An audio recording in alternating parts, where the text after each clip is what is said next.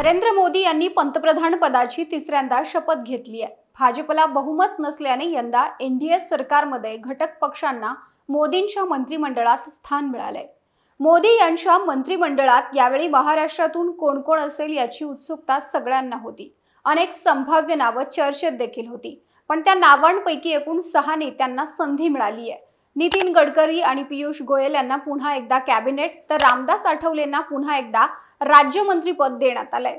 तसंच एकनाथ शिंदेंच्या शिवसेनेतून बुलढाण्याचे खासदार प्रतापराव जाधव यांना स्वतंत्र प्रभार राज्यमंत्री करण्यात आलंय, तर रावेरच्या खासदार रक्षा खडसे आणि पुण्याचे खासदार मुरलीधर मोहोळ यांनाही राज्यमंत्रीपद देण्यात आलंय। या नेत्यांची राजकीय पार्श्वभूमी आपण या व्हिडिओतून जाणून घेऊ। नमस्कार, मी Madhuri Kumkar, for the people news मध्ये आपलं स्वागत। व्हिडिओला सुरुवात करण्यापूर्वी आपण फॉर द पीपलला सबस्क्राइब, लाइक व फॉलो जरूर करा।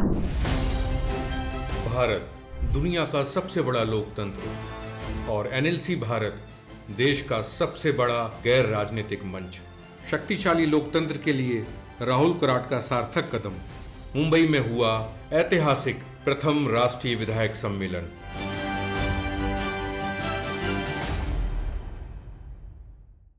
भाजपचे नेते आणि नवनिर्वाचित खासदार नितीन गडकरी यांनी सलग तिसऱ्यांदा खासदारकी पाठोपाठ केंद्रीय मंत्रिपदाचीही हॅट्रिक केली आहे। 2014, 2019 आणि 2024 अशा सलग 3 वेळा नागपूर लोकसभा मतदारसंघातून ते विजयी झाले।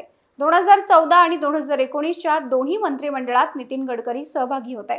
रस्ते वाहतूक मंत्रालय त्यांच्याकडे होतं। या नव्या मंत्रिमंडळातही त्यांना संधी मिळाली आहे। गडकरी यांनी कॅबिनेट मंत्रिपदाची शपथ घेतली आहे। मागील 5 वर्षात त्यांनी देशाचे वाहतूक मंत्री म्हणून उल्लेखनीय कामगिरी केली आहे। गडकरी यांना देशातील दूरदृष्टी असलेले नेतृत्व म्हणून देखील ओळखलं जातं। मुंबई पुणे द्रुतगती मार्ग, मुंबईतील 55 उड्डाणपूल विक्रमी वेळेत निर्माण करण्यात त्यांचा मोलाचा वाटा आहे। मोदी यांच्या मंत्रिमंडळात पीयूष गोयल यांना देखील तिसऱ्यांदा केंद्रीय मंत्रिपदाची संधी मिळाली आहे। 2014 आणि 2019 या दोन्ही मंत्रिमंडळात पीयूष गोयल केंद्रीय मंत्री होते। रेल्वे मंत्रालयासारखं मोठं मंत्रालय त्यांनी सांभाळलंय। मोदी सरकारच्या नव्या मंत्रिमंडळातही गोयल यांना कॅबिनेट मंत्रीपद मिळाले। पीयूष गोयल यांनी व्यापार आणि वाणिज्य तसंच ऊर्जा मंत्री अशी विविध खाती देखील यशस्वीपणे हाताळली आहेत। लोकसभेतील त्यांचं महत्त्व पाहून सर्वात सुरक्षित अशा मुंबई उत्तर लोकसभा मतदारसंघातून गोयल यांना उमेदवारी देण्यात आली होती। या मतदारसंघातून ते विजयी झाले। त्यांच्या विरोधात काँग्रेसने भूषण पाटील यांना उभा केले होते, पण पीयूष गोयल मोठ्या मताधिक्याने निवडून आले। आता त्यांनी तिसऱ्यांदा कॅबिनेट मंत्रिपदाची शपथ घेतली आहे। रिपब्लिकन पार्टी ऑफ इंडियाचे अध्यक्ष रामदास आठवले यांचीही नव्या मंत्रिमंडळात वर्णी लागली आहे। विशेष बाब म्हणजे आठवले यांच्याकडे एकही खासदार नाही, अशा स्थितीतही त्यांना तिसऱ्यांदा केंद्रात मंत्रिपदाची संधी मिळाली आहे। पहिल्या 2 टर्ममध्ये त्यांना राज्यमंत्री म्हणून शपथ देण्यात आली होती। यावेळी देखील त्यांना तेच पद कायम ठेवण्यात आलंय। आठवले यांनी देखील केंद्रीय मंत्रिमंडळात एकाच पदी राहण्याची हॅट्रिक साधली आहे। तर एकनाथ शिंदे यांच्या शिवसेनेचे बुलढाण्याचे खासदार प्रतापराव जाधव यांची मोदी सरकारमध्ये वर्णी लागली आहे। प्रतापराव जाधव यांनी बुलढाणा लोकसभा मतदारसंघातून सलग 4 वेळा विजय मिळवलाय। खरं तर मंत्रिपदासाठी त्यांच्याशिवाय अनेक नावं स्पर्धेत होती, मात्र ज्येष्ठता, सलग 4 वेळा विजय, राज्यात मंत्रिपदाचा अनुभव, मागील कार्यकाळात केंद्रीय ग्रामविकास समिती आणि माहिती तंत्रज्ञान या 2 समित्यांच्या अध्यक्षपदाची सांभाळलेली धुरा, दिल्लीतील राजकारणाचा अभ्यास, वरिष्ठ भाजपा नेत्यांशी असलेले संबंध आदी घटकांमुळे त्यांचं पारडं जड ठरलं। शिवसेनेतील बंडखोरीत एकनाथ शिंदेंना दिलेलं पाठबळ, खासदारांची केलेली जुळवाजुळव, यंदाच्या लोकसभा लढतीत ठाकरे सेनेच्या उमेदवाराचा केलेला पराभव हे घटक देखील पूरक ठरल्याचं मानलं जात आहे। यामुळे मुख्यमंत्री शिंदे यांनी मंत्रिपदासाठी खासदार जाधव यांच्या नावाची शिफारस केली।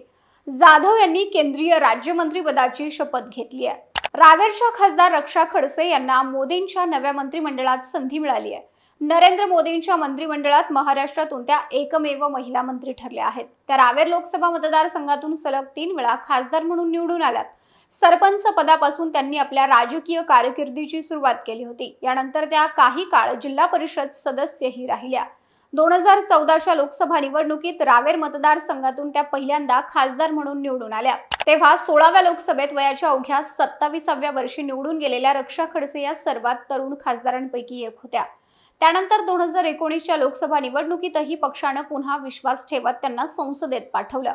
आता 2024च्या निवडणुकीतही त्या निवडून आल्या.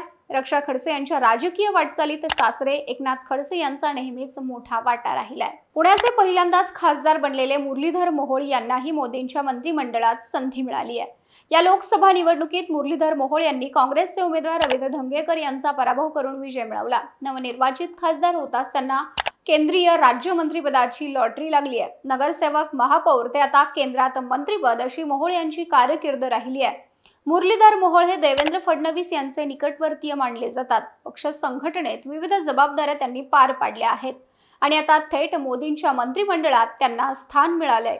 मोदींच्या मावळत्या मंत्रिमंडळात केंद्रीय आरोग्य राज्यमंत्री भारती पवार, केंद्रीय रेल्वे राज्यमंत्री रावसाहेब दानवे आणि केंद्रीय पंचायत राज राज्यमंत्री कपिल पाटील होते.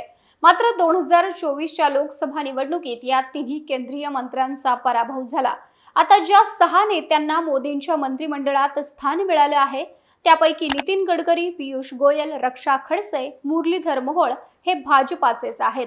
मित्र पक्षांचा विचार केल्यास एकनाथ शिंदे यांच्या शिवसेनेला 1 पद देण्यात आलंय. एकनाथ शिंदे यांच्या शिवसेनेत 7 खासदार निवडून आलेत. अजित पवार यांच्या राष्ट्रवादी काँग्रेसचा 1च खासदार निवडून आला. असं असलं तरी या पक्षाचे राज्यसभा खासदारही आहेत, पण त्यांना कॅबिनेट मंत्रिपद न दिल्याने सध्या तरी अजित पवारांच्या पक्षाने इतर मंत्रिपद घेण्यास तुर्तास तरी नकार दिलाय. तुम्हाला मोदींच्या मंत्रिमंडळात महाराष्ट्रातून संधी देण्यात आलेल्या या 6 नेत्यांविषयी काय वाटतं? तुमच्या प्रतिक्रिया आम्हाला कमेंट करून सांगा आणि फॉर द पीपलला सबस्क्राईब, लाईक व फॉलो जरूर करा.